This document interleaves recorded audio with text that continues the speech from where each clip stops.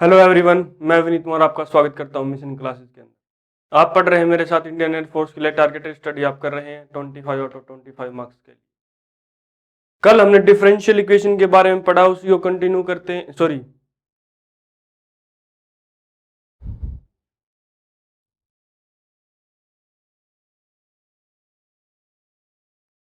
Hello everyone, मैं विनीत कुमार आपका स्वागत करता हूं मिशन क्लासेस के अंदर। तो कैसे हैं आप सभी? हम पढ़ रहे हैं इंडियन एयरफोर्स के लिए टारगेटेड स्टडी हम कर रहे हैं 25 आउट ऑफ 25 मार्क्स के लिए। कल हमने प्रोबेबिलिटी के बारे में पढ़ा, उस पर कुछ टॉपिक्स थे, उनके कुछ डेफिनेशंस थी, उनके इवेंट्स वगैरह के बारे में हमने पढ़ा। प्रोबेबिलिटी होता है कैसे कैसे निकालते हैं उसके बारे में पढ़ा। 0 से 1 के अंदर ही प्रोबेबिलिटी आती है, ये हमने पढ़ा। उसी को कंटिन्यू करते हैं, स्टार्ट करते हैं आज का जो सेशन है। स्टार्ट करते हैं, स्टार्टिंग से ही क्वेश्चन करते हैं, 3 या 4 क्वेश्चन आज करते हैं, उसके बाद प्रोबेबिलिटी कुछ आगे बढ़ेंगे। फर्स्ट क्वेश्चन है भाई आपके पास, a dice is thrown. A dice is thrown, एक डाइस को थ्रो किया जाता है। What is the probability of getting a prime number? What is the probability of getting a prime number?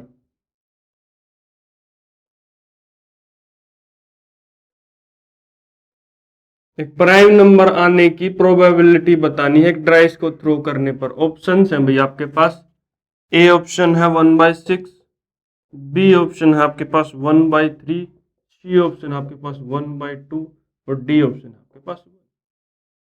बता सकते हैं, ये मैंने कल भी बताया था। प्रोबेबिलिटी निकालते निकालते बिल्कुल बिल्कुल आसान है, बिल्कुल इजी है, आप आसानी से निकाल सकते हैं। जैसे कि सॉल्यूशन करना स्टार्ट करें। देखो, डाइस को थ्रो किया गया है तो सैंपल स्पेस के अंदर क्या क्या आएगा भाई? एक डाइस को 1 2 3 4 5 6, ठीक है भाई, सैंपल स्पेस के अंदर ये आ गया आपके पास।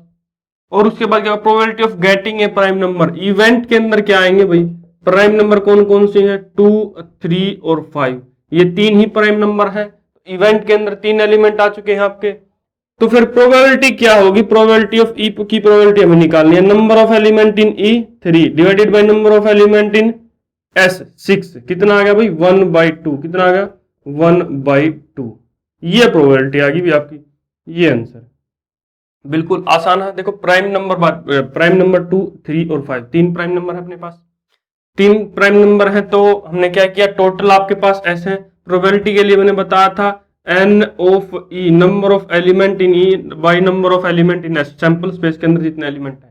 3/6, कितनी प्रोबेबिलिटी आ गई भाई? 1/2। ये आपका आंसर आ चुका है। बिल्कुल आसान क्वेश्चन है, इजीली आप अटेम्प्ट कर सकते हो ऐसे क्वेश्चंस को। ऐसे ही क्वेश्चन आपको पेपर के अंदर देखने को मिलते हैं, ठीक है भाई। चलो नेक्स्ट करते हैं। सेकंड क्वेश्चन क्या है हमारे पास? सेकंड क्वेश्चन है भाई,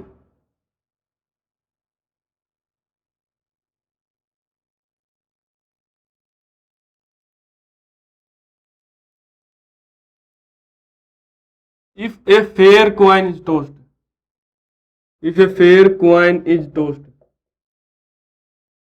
एक फेयर कॉइन को टॉस किया गया है ट्वाइस, 2 बार टॉस किया गया है। कितनी बार टॉस किया गया भाई? 2 बार टॉस किया गया है। What is the probability of getting head?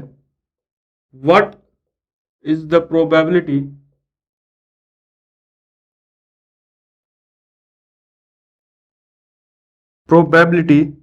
of getting head in both the trials? Of getting head in both the trials, दोनों ट्रायल्स के अंदर दोनों कॉइन्स को जो हमने टॉस किया है, अगर दोनों के अंदर हेड आने की प्रोबेबिलिटी हमें बतानी है भाई। ऑप्शन है हमारे पास, ए है 1/4, बी ऑप्शन है 1/2, सी ऑप्शन है 3/4 और डी ऑप्शन है भाई आपके पास 1। ठीक है भाई, बिल्कुल आसान क्वेश्चन है। सैंपल स्पेस हम बनाएंगे। सैंपल स्पेस हमने कैसे बनाया? दो कॉइन को हमने टॉस किया है, तो या तो पहले कॉइन पर हेड आए, दूसरे कॉइन पर भी हेड आए, या पहले कॉइन पर हेड आए, दूसरे कॉइन पर टेल आए, या फिर दूसरे पहले कॉइन पर टेल आए, दूसरे कॉइन पर हेड आए और दूसरे दोनों कॉइन पर टेल आए। तो ये आपके पास सैंपल स्पेस होगा। यही पॉसिबिलिटी होगी आपके आउटकम की, यही चीजें आपके पास आ सकती है जब आप दोनों कॉइन को टॉस करोगे। तो क्या पूछा हुआ है? Getting head in both the trials. E event आपके पास क्या है? 3, सॉरी क्या है? कि हेड प्राप्त करना, हमें हेड गेट होना चाहिए दोनों ट्रायल्स के अंदर। दोनों ट्रायल्स के अंदर सिर्फ एक ही एलिमेंट के अंदर हेड है, ये आपके पास आ चुका है। अब प्रोबेबिलिटी निकालनी, प्रोबेबिलिटी ऑफ ई निकाल दीजिए। इसके अंदर एलिमेंट कितना है 1, इसके अंदर एलिमेंट कितने 4, 1/4 आपका आंसर आ चुका। ये है बिल्कुल आसान क्वेश्चन है, बिल्कुल इजी क्वेश्चन है। हर क्वेश्चन आपका इजी क्वेश्चन है जब आप कंसेप्ट वाइज चलोगे। बिल्कुल स्टेप टू स्टेप करिए। देखो ये तो मैं आपके लिए सिर्फ और सिर्फ समझने के लिए बता रहा हूं, ये लिखना पड़ेगा आपको, ये लिखना पड़ेगा, उसके बाद ये लिख रही हो। लेकिन पेपर के अंदर तो आप डायरेक्ट ही कीजिए भी, 2 कॉइन को टॉस किया, टोटल नंबर कितने हो गए outcomes, total number sample space के अंदर कितने ही पॉसिबिलिटी हो सकती है 4, और एक आपके पास 2 हेड होते हैं। एक ही ऐसी चीज होती है जब आपके पास 2 हेड आते हैं, तो 1/4 डायरेक्ट आंसर लिख दीजिए आप। पेपर के अंदर ये करने की जरूरत नहीं है, ये तो मैं सिर्फ आपको समझने के लिए बता रहा हूं, आपकी नॉलेज के लिए बता रहा हूं। कई बार क्या होता है कि कोई कंसेप्ट बच्चे का नहीं क्लियर हो पाता, तो आप यहां से कंसेप्ट क्लियर कर सकते हो एग्जाम्पल से। बिल्कुल आसान स्टेप टू स्टेप मैंने बताया है हर चीज को आपको, ठीक है भाई। नेक्स्ट क्वेश्चन है आपके पास, थर्ड क्वेश्चन है। थर्ड क्वेश्चन क्या कहता है, एक कॉइन इज टोस्ड, एक कॉइन टॉस किया गया है, ठीक है, सक्सेसिवली टॉस किया गया भाई एक कॉइन 3 टाइम्स, मतलब 3 बार टॉस किया गया है एक coin.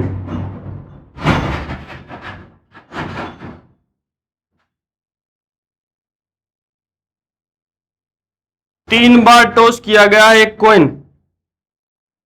The probability of getting, the probability of getting, क्या प्राप्त होगा, क्या गेट होगा, उसकी प्रोबेबिलिटी निकालनी है। गेटिंग 1 हेड, या तो एक हेड हो, और 2 हेड्स, 2 हेड्स इज, ऑप्शन है भाई आपके पास 2/3, बी ऑप्शन है आपके पास 3/4, सी ऑप्शन है आपके पास 4/9, और डी ऑप्शन है भाई आपके पास नन। ठीक है भाई, अब बनाते हैं इसका सैंपल स्पेस। सैंपल स्पेस बनाइए भी, पहले पर हेड आता है, दूसरे पर भी हेड, तीसरे पर भी हेड, ठीक है। नेक्स्ट पहले पर हेड, दूसरे पर हेड, फिर टेल, पहले पर हेड, फिर टेल, फिर हेड, ठीक है। ये 3 हो गए। नेक्स्ट टेल आएगा, एक और, सॉरी, हाँ, हेड, टेल और टेल, 2 बार टेल आ चुका है। 4 ये हो गए, और अब टेल पर करेंगे। सबसे पहले टेल आ चुका, तो फिर टेल और टेल, टेल और हेड और टेल, टेल और टेल और हेड, टेल और हेड और हेड। यही पॉसिबिलिटी है, यही पॉसिबिलिटी है। तो एस के अंदर एलिमेंट कितने आ गए भाई, एस की कार्डिनलिटी कितनी आ गई, इसके अंदर एलिमेंट कितने आ गए 8। 2 कॉइन, 3 कॉइन को आपने टॉस किया। देखो एक मैं बता देता हूं, एक फॉर्मूला, चलो इसके बाद लिखवा देता हूं, पहले क्वेश्चन कर लेते हैं। ये आ गया इवेंट आपके पास क्या है, इवेंट, इवेंट के अंदर क्या बोला है, गेटिंग 1 हेड और 2 हेड, या तो एक हेड हो या 2 हेड हो। कौन सी भी पॉसिबिलिटी होती है, एक हेड हो या 2 हेड हो। देखो इसके अंदर 2 हेड है, ये हमने ले लिया। इसके अंदर एक हेड है, ये भी आ गया इसके अंदर। इसके अंदर एक हेड है, ये भी आ गया इसके अंदर। इसके अंदर ये है, नहीं आएगा। इसके अंदर एक हेड है, ये भी आ गया इसके अंदर। इसके अंदर 2 हेड है, ये भी इसके अंदर आएगा। एक हेड या 2 हेड होने चाहिए, एक हेड या 2 हेड होने चाहिए। तो इसके अंदर ये एलिमेंट आ गए भाई, कितने आ गए, एन ई के अंदर एलिमेंट कितने आ गए भाई 6 ऐसे एलिमेंट है। 6 बार हमें क्या मिला, या तो एक हेड मिला या 2 हेड मिले। ये मैंने पॉसिबिलिटी लिख दी है, ऐसे ही आएंगे। प्रोबेबिलिटी निकाल दीजिए। अब तो आसान है, अब तो बिल्कुल आसान है। 6/8, 3/4, 3/4 आपका आंसर आ चुका है। ये है भैया, बिल्कुल आसान क्वेश्चन है। देखो 3 बार टॉस किया गया, 3 बार टॉस किया गया, तो सैंपल स्पेस बना लीजिए। ये आपका सैंपल स्पेस बन जाएगा 3 बार कॉइन को टॉस करने के बाद, ठीक है। ये पहले पर हेड ले लिया हमने, 4 हेड ले लिया हमने पहले। देखो पहले पर हेड लिया, दूसरे पर भी हेड आ गया, तो तीसरे पर भी हेड आ सकता है। एक पॉसिबिलिटी एक होगी। दूसरी पॉसिबिलिटी पहले पर हेड, दूसरे पर हेड, तीसरे पर टेल आ गया। तीसरी पॉसिबिलिटी पहले पर हेड, दूसरे पर टेल, तीसरे पर हेड आ गया। चौथी पॉसिबिलिटी पहले पर हेड, दूसरे पर टेल, तीसरे पर टेल आ गया। ऐसे ही पॉसिबिलिटी, ये 8 पॉसिबिलिटी हो जाएंगी। और इसके बाद इवेंट हमें क्या निकालना था, गेटिंग 1 हेड और 2 हेड, या तो एक हेड हो या 2 हेड हो, ठीक है भाई।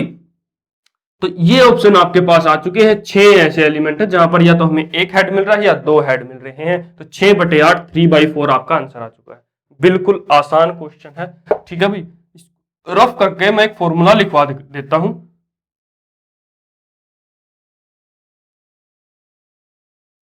Tossing of a coin n times, tossing of a coin n times, n of s क्या आएगा, सैंपल स्पेस के अंदर एलिमेंट कितने आएंगे, 2 की पावर n, 2 की पावर n, सैंपल स्पेस के अंदर एलिमेंट कितने आएंगे भाई, 2 की पावर n। अगर क्या है, n बार कॉइन को टॉस किया गया है, जैसे हम एक बार कॉइन को टॉस करते तो 2 की पावर 1 2 नहीं आता, हेड और टेल आता है, ठीक है भाई। अब 2 बार हमने कॉइन को टॉस किया तो 2 की पावर 2 4 आता है, 4 एलिमेंट आते हैं, कैसे आते हैं, हेड और हेड, हेड और टेल, टेल और हेड, हेड टेल और टेल, ये एलिमेंट आपके पास आते हैं भाई, ठीक है। जब 2 की पावर 3 करते 3 बार टॉस किया गया तो 8, आठों के आठों मैंने यहां पर लिखे थे, तो ये आप जर्नल फॉर्मूला लिख सकते हैं, नोट डाउन कर सकते हैं, ये इंपॉर्टेंट फॉर्मूला आप लिख सकते हैं, क्योंकि ज्यादातर क्वेश्चन कॉइन और डाइस पर ही आते, कॉइन डाइस और पैक, 3 चीजों पर आपके क्वेश्चन पूछे जाते हैं। तो एक का तो फॉर्मूला आपके पास ये हो चुका है भाई, एक चीज का फॉर्मूला आपके पास ये हो चुका है, बिल्कुल आसान है। ऐसे ही टॉसिंग, इसको मैं रफ कर देता हूं, rolling of a dice, rolling of a dice n times roll किया हुआ डाइस को, ठीक है। तो n ऑफ s के अंदर, सैंपल स्पेस के अंदर एलिमेंट कितने आएंगे भाई, 6 की पावर n, कितने आएंगे भाई, 6 की पावर n, इतने एलिमेंट सैंपल स्पेस के अंदर आएंगे अगर डाइस को आप थ्रो कर रहे हो n टाइम्स। देखिए अगर आपने एक टाइम थ्रो किया तो 6 ही एलिमेंट आएंगे, 1 2 3 4 5 6, 2 टाइम आपने थ्रो किया डाइस को तो 6 की पावर 2 आपके पास 36 सैंपल स्पेस के अंदर एलिमेंट आएंगे। वे 36 के 36 मैंने यहां पर लिखे थे, इससे पहली क्लास के अंदर वे 36 के 36 एलिमेंट मैंने यहां पर लिखे थे, ठीक है। ये भी आप नोट डाउन कर लीजिए, ये भी इंपॉर्टेंट फॉर्मूला के नाम पर नोट डाउन कर लीजिए। देखो 2 चीजें आपके पास डायरेक्ट ही मिल गई, ठीक है, नोट डाउन कीजिए। इसके बाद मैं नेक्स्ट क्वेश्चन करवाता हूं।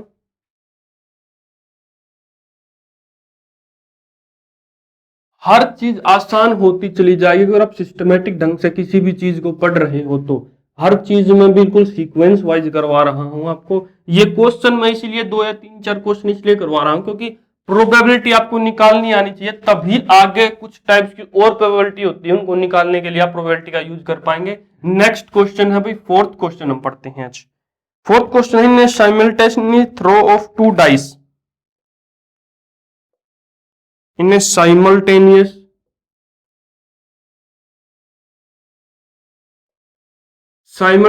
throw of 2 डाइस, 2 डाइस को आपने थ्रो किया,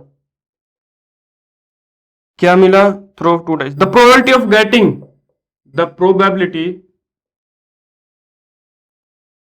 ऑफ गेटिंग, किसकी प्रोबेबिलिटी निकालनी है भाई, a total of 7, probability of getting a total of 7, 7 दोनों डाइस को ऐड करने पर जो भी नंबर आते हैं उन नंबर्स को सम करने के बाद जो 7 नंबर आता है, टोटल जो 7 नंबर आता है उसकी प्रोबेबिलिटी हमें निकालनी है। ए ऑप्शन है भाई आपके पास 7/36, बी ऑप्शन है भाई आपके पास 1/7, सी ऑप्शन है भाई आपके पास 1/4 और डी ऑप्शन है भाई आपके पास 1/6, ठीक है भाई। देखो कैसे निकालेंगे, n ऑफ s बता दीजिए, अब तो डायरेक्ट बता दीजिए n ऑफ s क्या आएगा भाई, 6 की पावर 2 36, सैंपल स्पेस के अंदर कितने एलिमेंट आ गए भाई 36, मैंने बताया था जब डाइस को थ्रो करोगे n डाइसिस को 6 की पावर n आएगा, 6 की पावर n आएगा, 2 डाइस को थ्रो किया 6 की पावर 2, 36 ऐसे एलिमेंट्स आ चुके जो सैंपल स्पेस के अंदर। अब देखिए गेटिंग टोटल 7, देखो सबसे पहले हमने लेट कर लिया, एक डाइस पर 1 है, इवेंट के अंदर एलिमेंट ले रही हूं, पहले पर 1 आ चुका है, दूसरे पर 6 आएगा तभी 7 होगा, तभी 7 होगा। नेक्स्ट 2 पर हम देखेंगे, 2 और 5 की ऐड करने पर 7 होता है, 3 और 4 की ऐड करने पर 7 होता है, 4 और 3 सॉरी 5 और 2 की ऐड, हाँ सॉरी 4 और 3 की। तो पहले पर फर्स्ट एक एलिमेंट लिया, फर्स्ट अगर एक डाइस पर एक आता है तो दूसरी डाइस पर 6 चाहिए हमें 7 बनाने के लिए, ठीक है, ये फर्स्ट एलिमेंट आ गया। सेकंड, अगर पहली डाइस पर 2 आता है तो 5 और चाहिए दूसरी डाइस पर हमें 7 बनाने के लिए। पहली डाइस पर अगर 3 आता है दूसरी डाइस पर 4 चाहिए।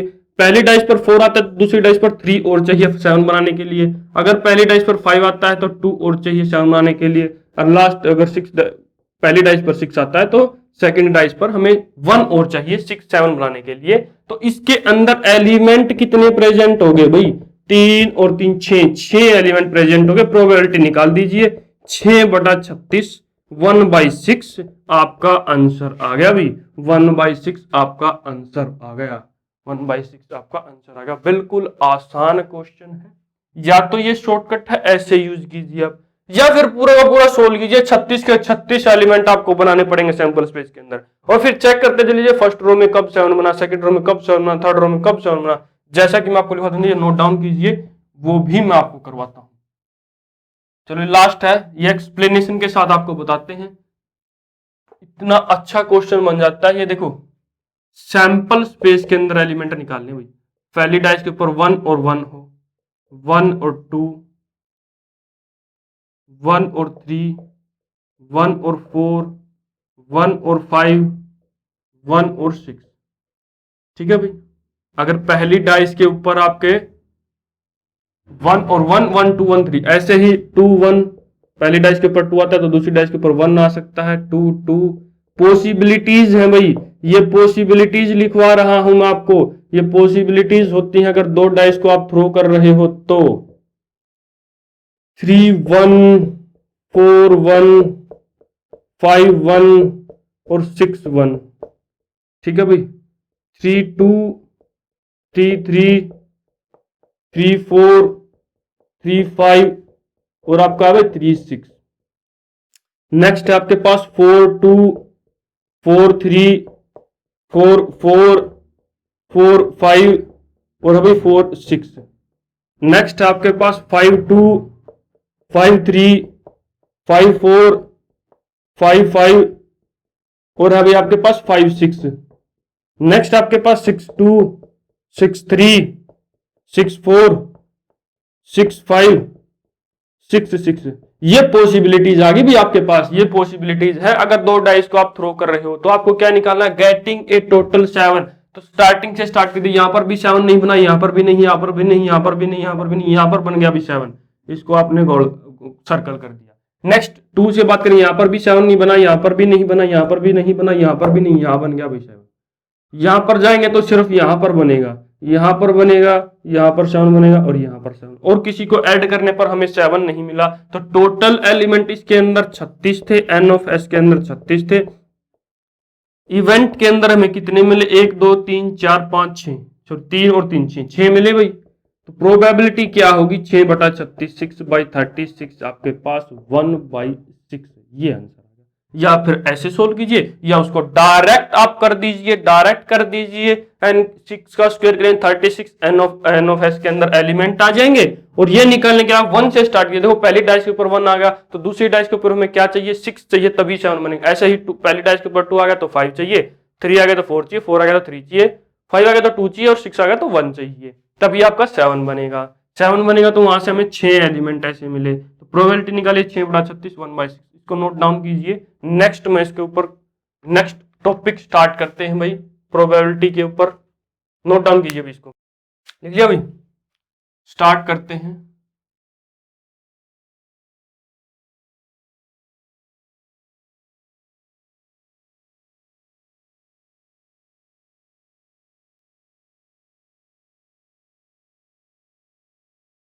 कॉम्प्लीमेंट्री इवेंट, क्या भाई, कॉम्प्लीमेंट्री इवेंट।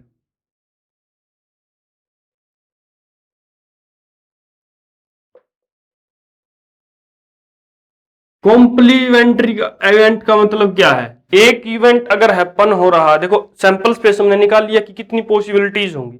एक इवेंट हैपन हो रहा है और जितने नॉट हैपनिंग है उसके अंदर, सैंपल स्पेस के अंदर जितने एलिमेंट बचे वो उस सेट का कॉम्प्लीमेंट होगा। जैसे कि लेट, हमने इवेंट लेट कर दिया, let E be the event, let E be the event,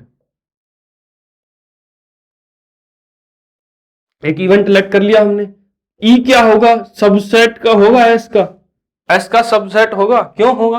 क्योंकि एस के अंदर तो टोटल पॉसिबिलिटीज है और ई के अंदर जो भी पॉसिबिलिटी हमें निकालनी है वो निकालते हैं, तो ई सबसेट होगा। हमेशा देखो ई सबसेट होता है एस का, सैंपल स्पेस के अंदर टोटल ऑल पॉसिबिलिटीज आउटकम लेते हैं हम, जितनी भी पॉसिबल हो सकती है वो आउटकम्स लेते हैं, ई के अंदर जो हमें निकालना वो लेते हैं। ठीक है, नेक्स्ट हम बात करें, then E dash is also an event.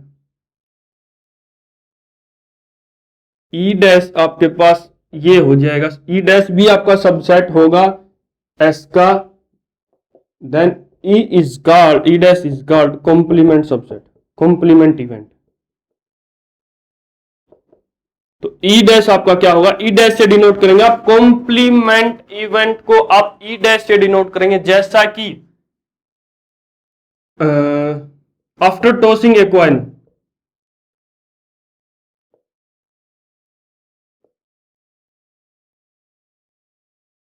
Getting head, head निकालने के लिए। ठीक है भाई, एस के अंदर कितने एलिमेंट आ गए भाई? हेड और टेल। एक ही कॉइन को हमने टॉस किया है तो हेड और टेल ही पॉसिबिलिटीज हुई। हेड निकालना है, इवेंट हमें निकालना है हेड, हेड आ गया भाई इवेंट आपके पास। तो कॉम्प्लीमेंट इसका क्या होगा? जो भी एलिमेंट एस के अंदर, देखो सेट के कॉम्प्लीमेंट है ही ऐसा, ये कॉम्प्लीमेंट होगा। जो सेट का कॉम्प्लीमेंट निकालते थे हम सेट रिलेशन फंक्शन के अंदर, ये भी ऐसा ही कॉम्प्लीमेंट होगा।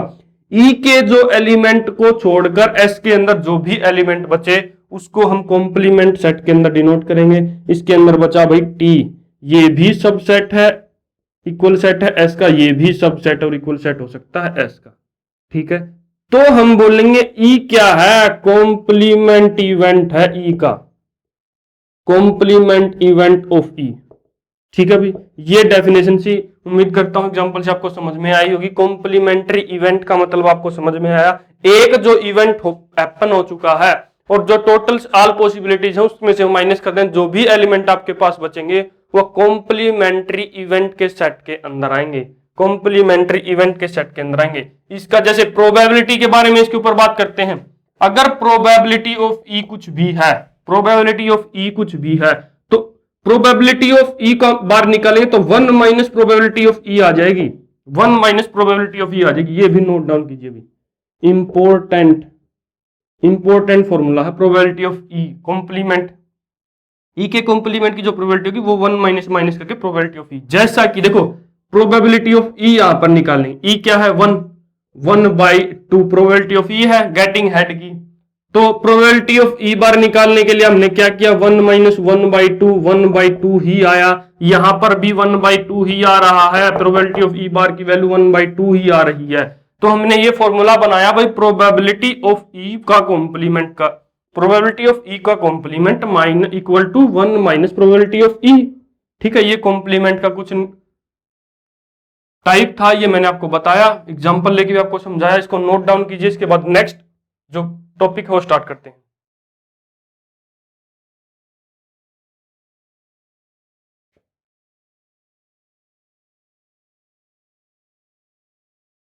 नेक्स्ट है भाई एक एडिशन थ्योरम होती है प्रोबेबिलिटी के अंदर, उसके बारे में पढ़ेंगे। एडिशन थ्योरम क्या कहती है प्रोबेबिलिटी के अंदर, साथ के साथ नोट डाउन करते चले जाइए, आपको पता चलेगा। या फिर आप एक बार वीडियो को पूरा देख ले और उसके बाद दोबारा वीडियो को देखें नोट डाउन करने के लिए, या साथ के साथ लिखने के में ध्यान ना दें, समझें कि क्या लिखा हुआ है। एडिशन थ्योरम है भाई हमारे पास प्रोबेबिलिटी के अंदर।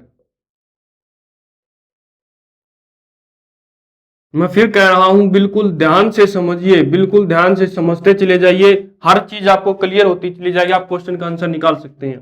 Probability of E1 union probability of E2 equal to probability of E1 plus probability of E2 minus probability of E1 intersection E2, E1 intersection E2।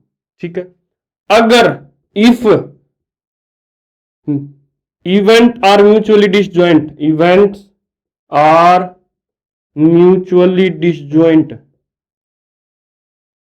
Mutually disjoint का मतलब क्या भाई? कल मैंने बताया था probability of E1 intersection E2 is equal to 5। ये यहां पर पुट कर दीजिए, क्या आ गया भाई? Probability of E1 probability of E1 union E2 किसके इक्वल आ जाएगी? Probability of E1 plus probability of E2। ये फॉर्मूला आपके पास आ जाएगा। अगर probability of E1 union E2 को हम क्या लिखेंगे? Probability of E1 plus probability of E2 minus probability of E1 intersection E2।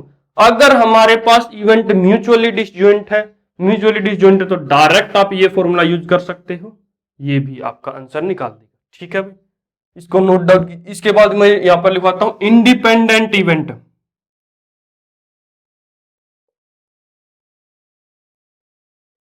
Independent event किसको बोलते हैं भाई? हैपनिंग ऑफ वन इवेंट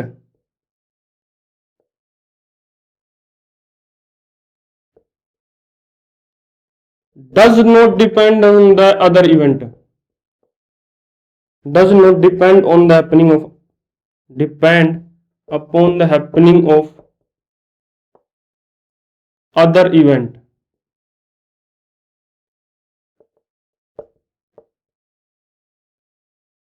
या independent of happening of other event, मतलब एक इवेंट जब हैपन हो रहा है तो दूसरे इवेंट के कोई फर्क नहीं पड़ेगा दूसरे इवेंट के ऊपर। एक इवेंट जब हैपन हो रहा है, one event is happening, then there is no, वो जो आपका इवेंट हैपन हो रहा है वो इंडिपेंडेंट होगा सेकंड इवेंट के ऊपर, मतलब उसके ऊपर कोई फर्क नहीं पड़ेगा। अगर E2 भी कुछ भी इवेंट हैपन हो रहा है, E1 के ऊपर कोई फर्क नहीं पड़ेगा, उसको हम बोलेंगे इंडिपेंडेंट इवेंट्स। दोनों इवेंट्स क्या हो जाएंगे? Independent events. इसको नोट डाउन कीजिए। इसके बाद नेक्स्ट है जो मैं करवाता हूं, एक मल्टीप्लीकेशन थ्योरम है, इंडिपेंडेंट इवेंट के ऊपर बेस्ड है, उसको मैं यही इसके साथ में ही लिखवा देता हूं।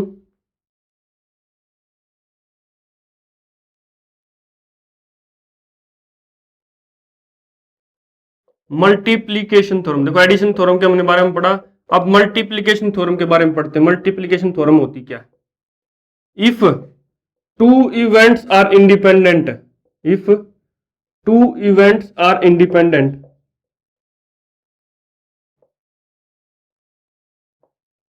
अगर दो इवेंट आपके इंडिपेंडेंट है, लेट कर लिया हमने E1 and E2 be two events, दो इवेंट अगर आपके इंडिपेंडेंट इवेंट हैं तो probability of E1, probability of E1 intersection probability of E2, probability of E1 intersection probability of E2 क्या कर लिखेंगे? डायरेक्ट आप मल्टीप्लाई कर दीजिए, डायरेक्ट आप मल्टीप्लाई कर दीजिए, ये आपके इंटरसेक्शन की वैल्यू मिल जाएगी, आपको इंटरसेक्शन की वैल्यू मिल जाएगी। ये फॉर्मूला अगर आप यहां पर यूज करें, देखो पी E1 यूनियन E2 के अंदर अगर आप यूज करें, इंडिपेंडेंट इवेंट की बात चल रही है भाई, इंडिपेंडेंट इवेंट की बात चल रही है, इवेंट आर इंडिपेंडेंट, मतलब कि उनके ऊपर कोई डिपेंड नहीं है, एक इवेंट दूसरे ऊपर के डिपेंड नहीं है, तो प्रोबेबिलिटी ऑफ इंटरसेक्शन की हम मल्टीप्लाई कर देंगे दोनों की। तो इसके अंदर क्या आएगा? एडिशन थ्योरम को यूज करते हैं, इसके अंदर probability of E1 plus probability of E2 minus क्या आ जाएगा भाई? Probability of E1 into probability of E2। ठीक है भाई, ये आ जाएगा। तो क्या करेंगे, देखो प्रोबेबिलिटी ऑफ E1, यहां से हमने कॉमन लिया प्रोबेबिलिटी ऑफ E2, कॉमन लिया, यहां पर क्या बचा? 1 माइनस प्रोबेबिलिटी ऑफ E1। ये भी आप फॉर्मूला यूज कर सकते हो, ये भी आप फॉर्मूला यूज कर सकते हो। अगर इंडिपेंडेंट इवेंट है और E यूनियन E2 के बारे में पूछा हुआ है तो ये फॉर्मूला भी आप यूज कर सकते हो, ये फॉर्मूला भी आप यूज कर सकते हो। क्वेश्चन के अंदर इंडिपेंडेंट इवेंट होना चाहिए, कंडीशन क्या है? इंडिपेंडेंट इवेंट होना चाहिए। उसका मतलब है कि एक इवेंट का हैपन होना दूसरे इवेंट के ऊपर डिपेंड नहीं होना चाहिए, कुछ भी फर्क, कुछ भी डिफरेंस नहीं होना चाहिए उनके बीच में। अगर एक इवेंट हैपन हो रहा है तो दूसरे इवेंट के ऊपर कोई फर्क नहीं पड़ना चाहिए उसका। ठीक है भाई, ये नोट डाउन कीजिए मल्टीप्लिकेशन थ्योरम। इसके बाद करवाते हैं आपकी कंडीशनल प्रोबेबिलिटी।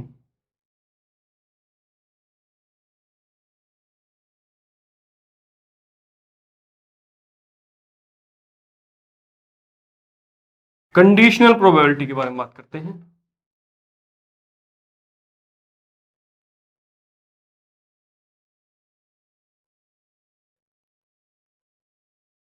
कंडीशनल प्रोबेबिलिटी क्या होती है? जब एक इवेंट ऑलरेडी हैपन हो चुका हो और दूसरे इवेंट की प्रोबेबिलिटी निकालनी हो हमें, तब हम बात करते हैं कंडीशनल प्रोबेबिलिटी की, कंडीशनल प्रोबेबिलिटी की। लेट कंडीशन प्रोबेबिलिटी क्या होगी? द प्रोबेबिलिटी ऑफ occurring या happening, probability of happening,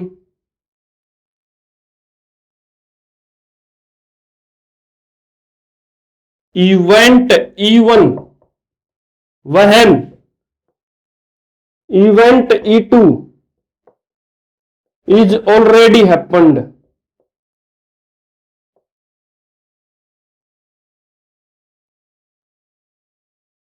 is called conditional probability. क्या होगी भाई कंडीशनल प्रोबेबिलिटी? जब एक इवेंट आपका हैपन हो चुका हो और दूसरे इवेंट की प्रोबेबिलिटी हमें निकालनी हो तो हम क्या निकाल लेंगे? कंडीशनल प्रोबेबिलिटी के बारे में बात करते हैं। नोट डाउन कीजिए इसके ऊपर जो फॉर्मूला मैं अभी लिखवाता हूं दोनों के। फॉर्मूला क्या है अभी आपके पास? P E1 by E2, P of E1 intersection E2 divided by probability of E2। ये आपका फॉर्मूला है जब इवेंट E1 की प्रोबेबिलिटी हमें निकालनी है और E2 की प्रोबेबिलिटी क्या है भाई? E2 की प्रोबेबिलिटी ऑलरेडी हैपन हो चुका है। E2 इवेंट और E1 की हमें प्रोबेबिलिटी निकालनी है। The probability of happening event E1 when event E2 is already happen, मतलब E2 की E1 की प्रोबेबिलिटी हमें निकालनी है जब E2 इवेंट ऑलरेडी हैपन हो चुका हो। अगर इवेंट E1 हैपन हो चुका है और E2 की प्रोबेबिलिटी हमें निकालनी है तो फॉर्मूला आपका हो जाएगा P E1 intersection E2 divided by P of E1। ये आपका फॉर्मूला हो जाएगा। अगर E1 हैपन हो चुका है और E2 की हमें प्रोबेबिलिटी निकालनी है, एक इवेंट हैपन हो चुका है दूसरे इवेंट की हमें प्रोबेबिलिटी निकालनी है, तो ये फॉर्मूले, ये दोनों फॉर्मूले आपके यूज हो जाएंगे। इनको नोट डाउन कर लीजिए, इनको इंपॉर्टेंट फॉर्मूले के ऊपर लिख लीजिए। इन्हीं का यूज होगा, इनका भी यूज होगा। बिल्कुल आसान क्वेश्चन। अगर इंडिपेंडेंट इवेंट हो, E1 and E2 are independent event, independent event है ना, तो आप क्या करेंगे? इंटरसेक्शन की जगह P E1 into E2 cancel out कर देंगे, E2 ही आपके आ जाएगा। तो E2 की प्रोबेबिलिटी हमें निकालनी है, E1 हैपन हो चुका है, तो अगर कोई भी डिफरेंस नहीं, मतलब एक इवेंट का हैपन होना दूसरे के ऊपर डिपेंड नहीं है, तो वो उसी के इक्वल आ जाएगा। इसलिए हम बात करते हैं E2 की प्रोबेबिलिटी हम निकाल रहे हैं जब E1 आपका हैपन हो चुका है। E2 की आप प्रोबेबिलिटी निकाल रहे हैं जब E1 आपका हैपन हो चुका है। ठीक है भाई, ये कुछ टाइप्स थे प्रोबेबिलिटी के, कंडीशन प्रोबेबिलिटी वगैरह प्रोबेबिलिटी के बारे में मैंने बताया आपको। कल हम पढ़ेंगे बाइनोमियल प्रोबेबिलिटी के बारे में, बचा हुआ है बस। उसके बाद प्रैक्टिस क्वेश्चंस करवाए जाएंगे, 15 से 20 आपके प्रैक्टिस क्वेश्चंस होंगे। एक्सपेक्टेड क्वेश्चंस आप उनको बोल सकते हो, बिल्कुल आसान क्वेश्चंस हैं प्रोबेबिलिटी के अंदर। और एक क्वेश्चन आपका शॉर्ट गारंटी के साथ यहां से आता है, इजीली आप उसको अटेम्प्ट कर सकते हैं, इजीली आप उसको अटेम्प्ट कर सकते हैं। ठीक है भाई, अब हमारी कम से कम 33 वीडियोस हो चुकी हैं, 33 वीडियोस हो चुकी है एयरफोर्स एक्स ग्रुप मैथमेटिक्स के अंदर। जल्द ही आपका सिलेबस खत्म करवा दिया जाएगा, 10 से 12 वीडियोस के अंदर और आपका सिलेबस खत्म करवा दिया जाएगा। अगर आपको कोई टॉपिक नहीं समझ में आ रहा तो उस वीडियो को दोबारा देखिए, आपका एग्जाम आने वाला है। प्रैक्टिस क्वेश्चंस भी मैंने हर एक टॉपिक के खत्म होने के बाद मैंने करवाए हैं। एक्सपेक्टेड बहुत ज्यादा इंपॉर्टेंट क्वेश्चन है भाई, एक एक क्वेश्चन इतना इंपॉर्टेंट है, एक एक क्वेश्चन आने की पॉसिबिलिटी है वहां से। अगर मैंने 10 क्वेश्चन करवाए तो उन्हीं में से क्वेश्चन आने की पॉसिबिलिटीज है आपके पेपर के अंदर। इतने इंपॉर्टेंट क्वेश्चन है भाई, उनको बिल्कुल कम से कम 2 या 3 बार करिए, उससे ज्यादा आपको कुछ करने की जरूरत नहीं है। और हमारी वीडियो आ चुकी है एयरफोर्स वाई ग्रुप मैथमेटिक्स का, एक ही वीडियो के अंदर complete air force Y group mathematics मैंने करवाया है, बिल्कुल आसान तरीके से आपको करवाया। और वहीं से गारंटी है भाई, हर साल वहीं से 7 से 8 क्वेश्चन आते हैं, हर साल उन्हीं टाइप से आते हैं। देखो मैं ये गारंटी नहीं ले सकता कि सेम क्वेश्चन आएगा, बट स्टेटमेंट थोड़ी चेंज हो सकती है, टाइप वही रहेगा हर क्वेश्चन का। वहीं से हर साल गारंटी 7 से 8 क्वेश्चन आपके पेपर के अंदर आते हैं। तो दोस्तों देखते रहिए, पढ़ते रहिए और मुस्कुराते रहिए। Thank you everyone.